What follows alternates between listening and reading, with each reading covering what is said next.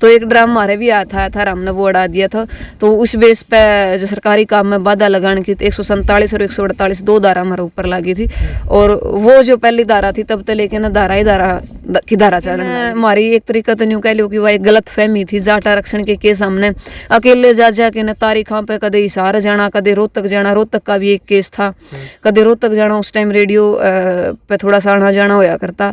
और न्यू नहीं था कि भाई हम फ्रंट लाइन में रह के लीड कर रहे थे, हम सिर्फ एक तरीका तो यूँ कह लो कि भीड़ का जो हिस्सा थे वो थे। लेकिन उस टाइम भी दो तीन किते भी विदेश में प्रोग्राम करने की बारी आई हो, या फिर किते और अपना देश का प्रतिनिधित्व या करने की बारी आई हो, तो मैं अपना जो हरियाणा है उसने सरोपरी रखा कर। आप सब ने देखा होगा मुजफ्फरनगर में एक बहुत बड़ी महापंचायत हुई थी और हरियाणा की तरफ से बोलने वाली मैं एक ही बेटी थी जो कम उम्र की थी।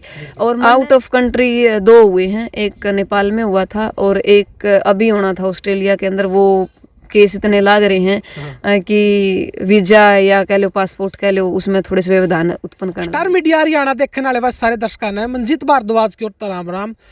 तो भाइयों आज आपकी मुलाकात एक ऐसा चेहरा तो होगी जिसकी कम उम्र में ज़्यादा केस लगा रखे अपने ऊपर। अगर उसकी हरियाणा की रानी लक्ष्मीबाई भी कहा जावे तो उसमें कोई नहीं है। सब तक कम उम्र में केस लवाने वाली और एक बहादुर छोरी का इंटरव्यू आज आपने इस पर देखने में मिला। जिसकी रोहतक आकाशवाणी, हिसार आकाशवाणी सारी जगह काम कर रखा है। तो आइए मेरे साथ। राम राम भाई। राम राम भाई। ठीक ठाक हो? बढ़िया भाई जी, आप बताओ। बिल्कुल। तो देख लो भाई, यह वो छोरी है जिसकी अपनी सबसे कम उम्र में सबसे ज़्यादा केस लगा रखे अपने धारा 307 लग रही है। तो वे अपनी प्रॉपर बता देखो तोड़ता हूँ भाई। गांव मेरा खेदड़ है, जिला मेरा हिसार है और प्रदेश का आप सबने बेरा हरियाणा आप देखने लग रहे हो खेता में बस देखने लग रहे होगे, आप समझे गए होगे देख कर। और एक तरीका तो यूँ कह लो कि एक आनंद की जिंदगी जीने लग रहे हैं। बिल्कुल। तो भाई बहुत सी बात उठने लग रही है कि सबसे ज़्यादा केस लुभाने वाली छोरी और कम उम्र में आप पे हो।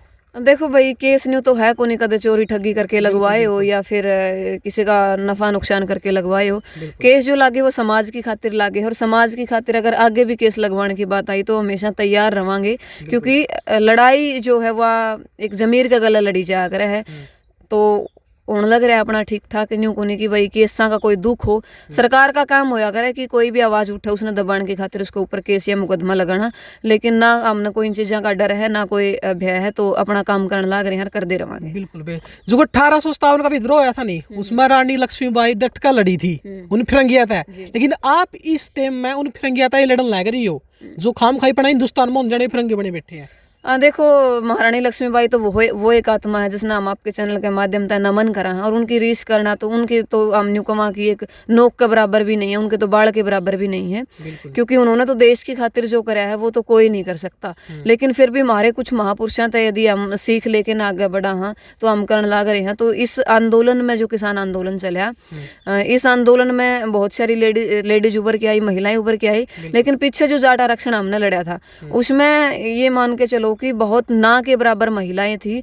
और उसमें जो मुकदमे लगे थे तो मेरे ख्याल से मैं एक ही लड़की सी थी उस टाइम। तो मेरी उम्र भी मेरे ख्याल से 18 या 19, 17, 18, 19 इतनी होगी। तो सब तय ये मान के चलो कि जो लड़ाई है वो बहुत लंबे समय तक लगभग 7-8 साल तक समाज के बीच में रह के लड़न लग रहे हैं। और रानी लक्ष्मीबाई जो थी जिसने अपना देश आज़ाद कराया, और महाराज जैसी बेटियां तक न्यू कहा कि आगे यदि कोई सा हुआ तो आप सब ने बीच में आना है, आगे आना है और वो लड़ाई लड़नी है। तो उन तो प्रेरणा लेके हम चलने लग रहे हैं। बिल्कुल। तो रिमन भाई आपका देखकर बहुत सी लड़कियां उभरी है, क्योंकि जो दबी बैठी थी और खासकर लड़कियां ने कमजोर समझा जाया करता। लेकिन जब आप इस मैदान में उतरी हो आपने देख कर बहुत सी छोरियां मोटिवेशन मिला है। अगर रिमन आगे आ सका है तो हम क्यों नहीं आगे आ सकती? देखिए, बिल्कुल आ सके हैं, बशर्ते मैं तो उन तमाम माता पिता तो आपके चैनल के माध्यम तक कहना चाहूँगी कि जो न्यू कहे कि बेटी कुछ नहीं कर सकती, या फिर बेटियां ने बाहर गालोगे तो वो बिगड़ जाएगी, या फिर बेटी घनी पढ़ा दी तो वो तो बिगड़ जाएगी। तो मैं सिर्फ आपने न्यू कहना चाहूँगा, अगर आपकी बेटी की जो इच्छाएं हैं अगर आप वो पूरी करते जाओ तो वो सकारात्मक दिशा में आगे बढ़ेगी। अगर आप उन इच्छा ने पूरा नहीं करोगे तो वो नेगेटिव तरीका तो उन इच्छा ने पूरा करने का प्रयास जरूर करेगी। तो उन तमाम बेटियां तक जो आगे बढ़ना चाहे तो मैं तो नहीं कहूँगी, अगर आपके माता पिता ने आप तक आज़ादी दे रखी है तो उसका सही दिशा में प्रयोग करो। और तमाम बेटियां की खातिर और दूसरी बेटियां की खातिर भी एक तरीका से मोटिवेशन प्रेरणा बनने का काम करो। जो आपने देख के नया न्यू सोचे कि ये आगे आइए तो हम भी इस दिशा बना, तो सकारात्मक दिशा अपनी अपनाओ। बिल्कुल। तो रिमन बेबे कुकर ये सिलसिला शुरू होया कि एक जमींदार घराना की छोरी इस लाइन में उतरना पड़ा। देखो भाई, ये मान के चलो जिस दिन ओस संभाला ना, अगर यह बात आवे है तो जिस दिन ओस संभाला ना, उस दिन हम समाज के मुद्दे उठाने लग रहे थे। चाहे वो एक तरीका यूँ कह लो कि जब कविताईकरण का शौक लग गया तो कविता के माध्यम से, चाहे वो भ्रूण हत्या हो, चाहे वो दहेज प्रथा हो, या फिर आपस में जो लोग कमेंट करे हैं उस कमेंटबाजी की बात हो, हर मुद्दा के ऊपर, पर्यावरण की बात हो, स्वच्छता की बात हो, या फिर भ्रष्टाचार की बात हो, रिश्वत की बात हो, हर मुद्दा के ऊपर ये कह लो कि जब मेरी पहली पुस्तक आई थी तो उसके अंदर हर मुद्दे के ऊपर मैंने कविता लिख रखी थी। और कविता ही नहीं, कविता के माध्यम से स्टेज पर जा जाके हम लोगों ने न्यू भी प्रेरित करा कर दे कि भाई समाज के अंदर जो ये बुराई है ये बहुत गलत है और समाज की खातिर घातक साबित हो सका है। तो जिस दिन मैंने वो संभाला तो मैं खुद ने समाज के अंदर लीन होया पाया। बिल्कुल। तो रेडियो के माध्यम से भी आपने बहुत सी कविताएं लोगों तक जन जन तक पहुंचाई है, या वो रात तक आकाशवाणी हो या हिसार आकाशवाणी हो, लेकिन कुकर उसमें पहुंचने का मौका मिला, कुकर ये लगे। देखिए, आकाशवाणी रोहतक पे एक प्रोग्राम आया करता बालक मंडली, और जब हमने उसमें पार्टिसिपेट करना शुरू कराया तो हम ये 6ठी 7वीं क्लास में होया करते, तो फ़ोन के माध्यम से संपर्क कराया करते। और उस टाइम में संपूर्ण जी थे जो जिन्होंने ये कहा कि, जिनको मैं अपना गुरु भी मानती हूँ, जिन्होंने ये कहा कि बेटा अपनी लिखी हुई कविता सुनाओगे तो समाज के अंदर आपकी और पहचान बनेगी। धीरे धीरे वह लेखनी ने कदे 2 लाइन लिखी, कदे 4 लिखी, कदे 2 पैरे लिखे, तो कदे 4 लिखे, और फिर वो पूरी कविता बढ़ना शुरू हो गया। तो जब मैं 3री या 4थी क्लास में थी, जब एक तरीके से यूँ कह लो कि मैं रेडियो से जुड़ी थी, और उसके बाद जब मैंने 12वीं पास आउट करी तो हम रेडियो पर जाके ना जो अपनी कविता कहने लगे, उस पर बैठ के ना स्टूडियो के माध्यम से लोगों से रूबरू होने लगे।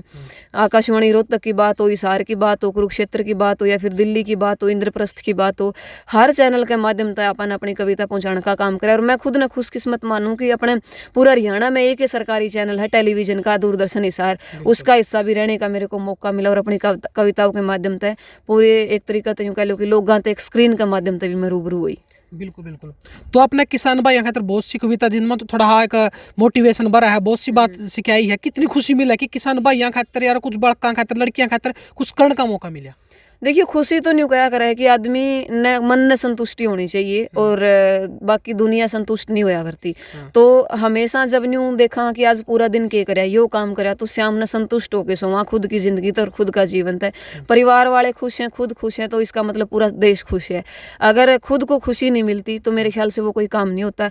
यो काम करने में जितनी खुशी मिला है, आप जैसे भाई दो रहे आवे हैं खेत में आके न्यू मतलब थोड़े 2 सवाल जवाब करें तो इतना अच्छा लगे कि मैं शब्द में बयां कौन कर सकती। बिल्कुल बेबे। परिवार में कौन कौन अपना? परिवार में मेरे तो बड़ी मेरी बेबे है, छोटा मेरे से भाई है, माता जी है, पिताजी है, और ये अपना परिवार है। मैं बीच की हूँ सबसे, और मैं तो घर का न्यू क्या करूँ, 3 बालक हैं, तीनों में तो बीच का ना समाज के नाम कर दो तो अच्छा होगा। जब भी ब्याह की बात चल रहा है या फिर शादी की बात चल रहा है। बिल्कुल। सबसे पहला कौन सा प्रोग्राम कराया था? क्योंकि एक बात सुनने में आई थी आपकी भी कि आप जब रात नवी प्रोग्राम पर जाए कर दे तो बहुत से लोग इस पर नेगेटिव सोचे कर दे, बहुत से कमेंट बाजी भी करे कर दे। मैं मेरे ख्याल तो 5वीं क्लास में थी जब एक कवि सम्मेलन में शामिल हुई थी, और मंच के माध्यम से यूँ स्कूली प्रोग्राम तो देखो पहली दूसरी तो होने स्टार्ट हो जाया करें, लेकिन मंच के माध्यम से वो क्या करे कि 2 आने घर आवे वो प्रोग्राम करने की जड़ बात आवे है। तो जब मैं 5वीं क्लास में थी और मैंने हिसार में प्रोग्राम कराया था, और जिसमें मेरी पोजीशन जो थी वो फर्स्ट आई थी, और वो प्रोग्राम था लीगल लिटरेसी का, जो सरकार की स्कीम चली थी उसके तहत। उसके बाद हम डिस्ट्रिक्ट लेवल से स्टेट लेवल तक पहुँचे, और स्टेट लेवल पर भी एक तरीका से यूँ कह लो कि प्रथम आए थे। और इतनी छोटी सी उम्र में एक तरीके से यूँ कह लो कि अगर आप पूरा हरियाणा पर अपने गांव का प्रतिनिधित्व करें, अपने हिसार का प्रतिनिधित्व करें तो बहुत अच्छी बात लागे है। और बड़ी खुशी मिली थी जब घर आए तो सब ने स्कूल में जो मान सम्मान की फलानी छोरी यह चीज़ जीत के आई, तो बड़ा अच्छा लग गया था। बिल्कुल। ये धारा लगने कब शुरू हुई थी, कौन सा आंदोलन में लगी थी? धारा शब्द पहली धारा लगी थी भाई जाट आरक्षण में, जब हम सरसोद धरना चल रहा था, और जब रोड रोकने की बात आई तो पहले बैरिकेड तो इतने होया कौन करते, ड्राम होया करते, और वो घर घर तक ड्राम लेके ना डाने पड़ा करते। तो एक ड्राम हमारे भी आया था हमने वो उड़ा दिया था। तो उस बेस पे जो सरकारी काम में बाधा लगाने की 147 और 148 2 धारा हमारे ऊपर लगी थी, और वो जो पहली धारा थी तब तक लेके ना धारा ही धारा की धारा चलने लग रही है। सब तक कम उम्र में सब तक ज्यादा धारा खाना ही सॉरी है। बिल्कुल अच्छे काम में। बिल्कुल बिल्कुल समाज की खातिर सबसे ज्यादा केस जो है वो लगे, और एक तरीका न्यू कह लो कि जब केस लागे तो एक तरीका तो न्यू डर को नहीं होया। मेरे तो मन में यह थी कि अगर समाज की खातिर लड़ा तो समाज इन केस ने भी आप पे रफा दफा करवा देगा। लेकिन हमारी एक तरीका तो न्यू कह लो कि वह एक गलत फहमी थी। जाट आरक्षण के केस हमने अकेले जा के न तारीखा पे कदे हिसार जाना, कदे रोहतक जाना। रोहतक का भी एक केस था, कदे रोहतक जाना। उस टाइम रेडियो पे थोड़ा सा आना जाना होया करता और न्यू नहीं था कि भाई हम फ्रंट लाइन में रह के लीड कर रहे थे। हम सिर्फ एक तरीका तो यूँ कह लो कि भीड़ का जो हिस्सा थे वो थे। लेकिन उस टाइम भी 2-3 केस ऐसे लागे थे जो ईब कुछ एक महीने पहले आके रफा दफा हुई है। बिल्कुल जीजे कुकर खत्म हो अपना भीतर की, क्योंकि बड़े बड़े मंत्रियों के पैर कंबड़ लाया था स्टेज पर बोल रहा है। लेकिन आपकी जो वीडियो देखी है बिल्कुल निडर होकर और इतनी जनता चाहिए बोलना कोई शान सी बात कौन थी। देखिए निडरता तो वो कह लियो कि परिवार तो आया करे या तो घरा मतलब यूं है। आपने देखो कितना खुला खेत है तो इसमें रुक के मारदे अपने आप सीख जाया करे। और वो क्या करे जमींदारा के बालका खातर कोई चीज मुश्किल नहीं होया करती। उसके कौन पैर काम ब्या करते वो शामी वाला के कम हुआ दिया करे। जी सही बात है। आज के टाइम में देखने लग रहा है जो आपकी उम्र की छोरी है वे खास कर जो अपना हरियाणा प्रमोट करना चाहिए। हरियाणा के बाकी ऑल इंडिया की बात कर कहाँ वो बिल्कुल ऐसे ऐसे कपड़े पहन के वे अपना डांस करने लग रही हैं कुछ वायरल होने का चक्कर में। लेकिन अगर वो आपकी पगडंडी पे चल रहा है, आपने देख देख के कुछ सीखा है तो इस तरह सुधरता भी आ सकता। देखा जड़ तक हरियाणा की बात आ करे मैं न्यू मान्या करूँ चाहे मैंने कितने भी विदेश में प्रोग्राम करने की बारी आई हो या फिर कितने और अपना देश का प्रतिनिधित्व या करने की बारी आई हो तो मैं अपना जो हरियाणा है उसने सरोपरी रखा करूँ हूँ। आप सब ने देखा होगा मुजफ्फरनगर में एक बहुत बड़ी महापंचायत हुई थी और हरियाणा की तरफ तय बोलने वाली मैं एक ही बेटी थी जो कम उम्र की थी। और मन ने जो अपना एक तरीका था जब मैं दहाड़ी थी तो मेरे ख्याल मैं हरियाणवी भाषा बोली में दहाड़ने वाली या बोलने वाले न्यू कह लो कि मैं वो एक बेटी थी जो हरियाणवी भाषा में हरियाणवी बोली में बोली। और बहुत सारे विदेशी भाइयों के फ़ोन आए चाहे वो जर्मनी तो हो चाहे वो ऑस्ट्रेलिया तो हो जिन्हें न्यू कहा कि आज हमने प्राउड फील हुआ है कि हरियाणा तो उठ के ना जब कोई बेटी दूसरे प्रदेशों में जावे है तो वो हरियाणवी ने प्रमोट करने लग रही है। तो मैंने बड़ी खुशी हुई थी। मैं शर्म नहीं मान्या करती अपनी हरियाणवी में बोल दौड़ी। मैं एक ट्रेंड मान्या करूँ और मैं न्यू चाह करूँ हूँ बस इतनी सी है आशा कद बने अपनी बोली हरियाणवी बोली एक भाषा। बिल्कुल देख लो बहुत अच्छा प्रयास करके है। जितने भी स्टेट बोली जाओ खास कर पंजाब ले लो है तो उनकी एक अपनी भाषा है पंजाबी भाषा। लेकिन बेबे ने कहा कि हरियाणवी भी एक लैंग्वेज बननी चाहिए। और इसने करने की खातिर जो मैं अपनी पहली पुस्तक लेके आई थी मन की बात पन्ने पे वह भी पूरी की पूरी हरियाणवी बोली में थी। और आगे एक और पुस्तक आने लग रही है तमाम जो घटनाएं बेटियों के ऊपर घटने लग रही है चाहे वो रेपिस्ट की बात हो चाहे बेटियों को उठा लेने की बात हो चाहे बेटियों को बेच देने की बात हो। वो पुस्तक भी मेरा प्रयास रहेगा कि हरियाणवी बोली मैं आप सबके बीच में लेके आऊँ। और हरियाणवी जो बोली है फ़ख्र महसूस करना चाहिए कि जो बॉलीवुड सिनेमा है मुंबई जैसे शहर है जो अपनी बोली ने अपनाने लग रहे और हम शर्म महसूस करा। सीखो सारी भाषाएं बहुत जरूरी है लेकिन अपनी हरियाणवी का दामन कदे ना छोड़ो। बिल्कुल। कौन सी स्टेट प्रोग्राम कर लिया स्टेट भाई मेरे ख्याल से भारत का तो ऐसा कोई स्टेट छोड़े को रखा जड़े प्रोग्राम ना हो जिस यूनिवर्सिटी में प्रोग्राम ना हो क्योंकि एक तरीका तो यूँ कह लो कि सभ्य जो प्रोग्राम होया अगर है ना स्टेज के या कवि सम्मेलन की बात आओ या फिर यूथ फेस्टिवल की बात आओ आजकल तो किलकी लागण लगी है। लेकिन पहले की क्या कर दे अपने जो हरियाणवी बोली के जो कवि होया करते यूथ फेस्टिवल में या फिर पूर्व छात्र मिलन समारोह होया करता तो उसमें भी कवि सम्मेलन होया करते। तो हर एक स्टेट में और प्रदेश के देश की कोई ऐसी यूनिवर्सिटी छोड़े नहीं रखी जिसमें प्रोग्राम ना करे हो। आउट ऑफ कंट्री कितने कर लिए? आउट ऑफ कंट्री 2 हुए हैं। एक नेपाल में हुआ था और एक अभी होना था ऑस्ट्रेलिया के अंदर। वो केस इतने लाग रहे हैं कि वीजा या कह लो पासपोर्ट कह लो उसमें थोड़े से व्यवधान उत्पन्न करने लग रहे हैं। बिल्कुल दिलो तमन्ना की है कि कुछ करने की सोची आगे? तमन्ना यही है भाई जब तक एक जिंदा है ना तो न्यू सोच लो कि समाज के बीच में रहना है उसके काम करने हैं और ऐसा काम करना है कि खुद ने संतुष्टि मिले। बिल्कुल। आज का टाइम पे एक मुद्दा चल रहा है हिसार में जो महक थी 13 साल की बेटी उसको गलत हादसा हुआ है कि उसकी पानी में लाश मिली है उसको देखिए मैं तो कहूँ मर के भी कहने लाग रही मारी लाडो और दोषिया न धरती में गाडो। तो कोई जब मैंने पीड़ा हुआ है क्योंकि कल भी हम कैंडल मार्च में जब सांझ ने लगभग 10 बजे तक थे तो बड़ी मन ने न्यू पीड़ा हुआ है। कि हमारे देश में एक बेटी ही इसी है कि उसने कोई भी घेर लेवा है, लपेट लेवा है, किते फेंक देवा है मार के, न किते झाड़िया में फेंक देवा है, कोई दबा देवा है। कुछ मुद्दे ऐसे हैं जो दब जावे और कुछ मुद्दे ऐसे हैं जो उठ जावे हैं। तो हालांकि ये जो रिपोर्ट है सरकार की है, हर रोज 16 बेटियों के साथ रेप होते हैं। ये तो सरकार कह रही है हमारे देश की, लेकिन कितने ऐसे केस हैं जो हर रोज दबजे हैं। मतलब कहीं तो बेटी उठ गई, बहुत सारी से जो बेटियां की खातिर ने सोचा अगर तमें आवाज़ उठाओगे तो तारी बेइज्जती होगी, शर नीचा करना पड़ेगा। बहुत सारे न्यू भी है जो घर बैठ जाओ, किसी ने कोई बात उठाना भी कौन देंगे। तो ये मान के चलो, मैं तो यूँ चाहूँ हूँ जिस तड़फ के साथ उस बेटी की जो हत्या करी गई, उसके बाद पानी में डाला गया, हत्या का तो उसको नाम दिया गया है।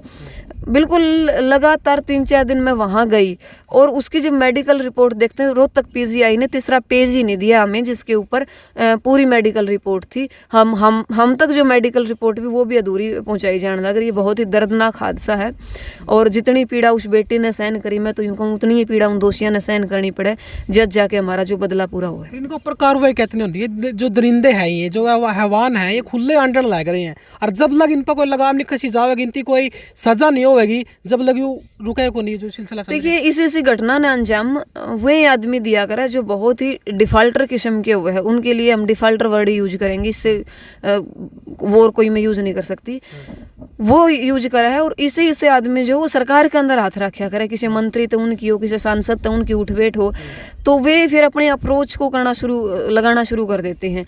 अब एक वहाँ का आरोपी जो है वो हिरासत में ले रखा है, उसके ऊपर मामजद सरकार तो नहीं पूछा कि इसने क्या जवाब दिया, तो पुलिस प्रशासन यूँ कह है कि वो काम हमारा है कि यूँ क्या जवाब देगा, वो काम उनका है। मतलब ये कह रही सरकार हमें कोई तथ्य नहीं मिल रहा, कोई प्रमाण नहीं मिल रहा, अब हमारा काम तो है नहीं कि हम तथ्य प्रमाण इकट्ठे करके देंगे, वो पुलिस प्रशासन का काम है। तो वही तथ्य प्रमाण इकट्ठे करो और हमारी बेटी को इंसाफ दिलवाओ।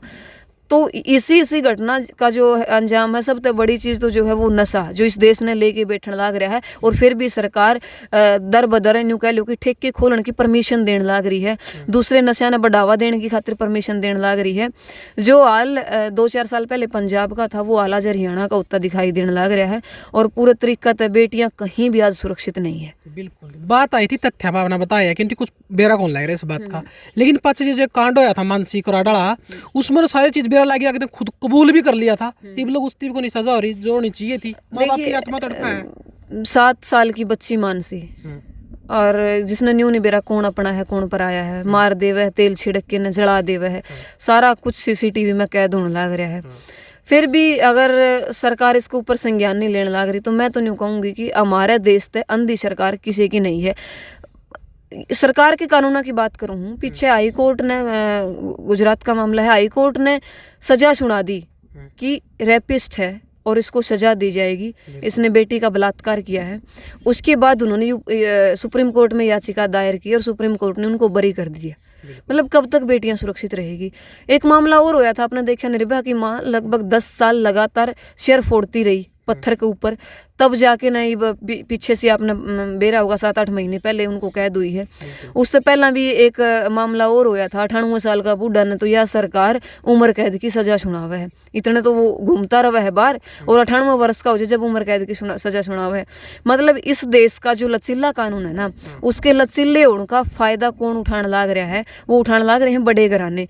और इसके कठोर होने का नुकसान किसको है? आप जैसे और हम जैसे लोगों को है, जो बहुत ही यूँ कह लो कि एक गांव में रह के, खेता में रह के ने, या फिर एक मीडियम परिवार में रह के ने अपनी ज़िंदगी जीने लाग रही है। बिल्कुल। तो मैं बात करें आपकी पढ़ाई लिखाई के बारे में। भाई पढ़ाई तो ये कह लो कि छोड़ी ही नहीं आज तक, क्योंकि यूँ मानना है कि पढ़ाएंगे तो आगे बढ़ाएंगे, और आगे बढ़ाएंगे तो पढ़ाएंगे तो ये जो तमाम मुद्दे हैं, तमाम सरकार की नीतियाँ हैं, उन्हें समझाएंगे। 12वीं के बाद मैं बीए करी, बीए के बाद मैं जेबीटी करी, सीटेट वगैरह क्लियर किए। उसके बाद फिर डबल एमए की हिंदी और पब्लिक एड से, और आजकल मास कम्युनिकेशन में करने लग रही हूँ जेजे यूनिवर्सिटी से। बिल्कुल। तो एक बात और सुनी थी कि आपका गांव जो खेदड़ है, वर्ल्ड की जो मैगजीन है उसके फ्रंट पेज पर आ रहा। देखिए, जब धारा 307 लगी थी 16 मई को, और लोगों का मतलब इतना आशीर्वाद दिया लोगों ने कि रिमन को चंद घंटे में एक हरियाणा प्रदेश का वो चेहरा बना दिया। और एक फ़ोटो जो मेरा वायरल होया था, मैं पब्लिक के बीच में बैठी हूँ, तो वो फ़ोटो वर्ल्ड मैगज़ीन पर छपया, और जिसका अंदर न्यू लिख रखा था कि महज भारत की सरकार इतनी लाचार है देश के किसानों के सामने महज 23 साल की एक बेटी के ऊपर धारा 307 लगावर उस आवाज़ ने दबाने का काम करने लग रही है। एक तरफ अभियान चलाने लग रही, बेटी बचाओ बेटी पढ़ाओ जैसी, सुकन्या समृद्धि योजना जैसी। तो बड़ा अच्छा लग गया था कि गांव खेदड़ जो है वर्ल्ड की मैगजीन पर छपया है और किसी न किसी अच्छे काम की खातिर छपया है। तो लास्ट में भी संदेश का माध्यम क्या कहना चाहोगे? संदेश के माध्यम तो आपके चैनल के और आप सारे दर्शकों ने न्यू में कहना चाहूँगी कि आपकी जो बेटियां हैं वो कुछ भी करने की हिम्मत रखे, वो बेटियां तो कम नहीं है। समाज के मुद्दे अगर वो उठाना चाहे तो उसने उठाना दो, अगर वो पंख भर के न उड़ान भरना चाहे तो उसने भरना दो, क्योंकि आपकी जो बेटी है वो आपकी बेटी है, वो समाज की बेटी है। समाज उसने बहुत बुरा भला का होगा, लेकिन आपने आपके संस्कारों पर अपनी बेटी पे विश्वास होना चाहिए। तो बहुत बहुत धन्यवाद भाई, जो कीमती टाइम का। धन्यवाद भाई, आप भी आए और आपके सारे दर्शकों का भी धन्यवाद, ये इंटरव्यू देखा और बहुत बहुत धन्यवाद आप लोगों को। तो देखो भाई, बहुत से कॉमेडी इंटरव्यू तो आते रहो, इसमें कॉमेडी कर सका, लेकिन कुछ मोटिवेशन चीज़ भी दिखानी बहुत ज़रूरी हुए हैं। तो इस इंटरव्यू में आपने कोई तोड़ता मोटिवेशन मिला, कौन सी लाइन आपके दिल न छुई है, वो नीचे जो कमेंट बॉक्स होगा उसमें राय जरूर लिख दे करो कि कड़ा कमी रहेगी और के कुछ आगे करने की ज़रूरत है। तो ऐसे बने रहियो भाई, देख दरी आपका अपना चैनल स्टार मीडिया हरियाणा। जय हिंद, जय हरियाणा।